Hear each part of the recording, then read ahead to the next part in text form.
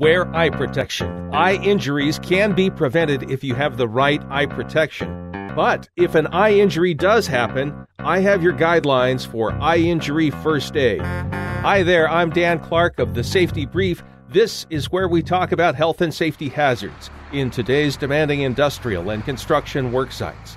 The first step in eye injury first aid: prepare. Every workplace should have clearly labeled first aid kits. For those companies with known hazards, emergency eye washes should be easily accessible. Common eye injuries: 1. Dust or tiny specks of debris in the eyes. Now, this is common when using saws, drills, and other power tools. 2. Chemical exposures and burns. 3. Flying or falling objects striking the eyes. 4. Cuts or punctures from sharp objects. When somebody gets an eye injury, know how to respond. The folks at Prevent Blindness, an eye health and safety organization, offer these tips.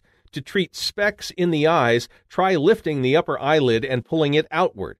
Then let tears wash the speck out. If tears don't do the job, use an eye wash.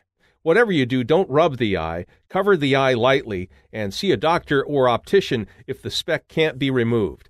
To treat chemical exposures, flush the eyes with water for a full 15 minutes. Many people cut this time short, but don't. 15 minutes. Also note that contact lenses may come out. This is okay. After flushing the eyes, don't cover or bandage them. See a doctor or optician. To treat blows to the eyes, use a cold compress on the eye or eyes. Don't use pressure. If reduced vision and pain happen, see a doctor or optician. To treat cuts or punctures to the eyes, go for medical attention as soon as possible. Don't wash the eyes or try to remove the object. It's a good idea to cover the eye with something rigid, such as a cup, while in transit to a hospital.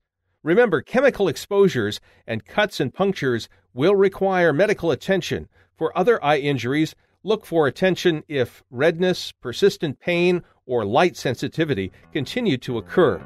That's all for this episode on eye injury first aid. Come back for more ways to stay safety compliant in today's ever-changing landscape of safety requirements. I'm Dan Clark of The Safety Brief, a service of Creative Safety Supply, creativesafetysupply.com.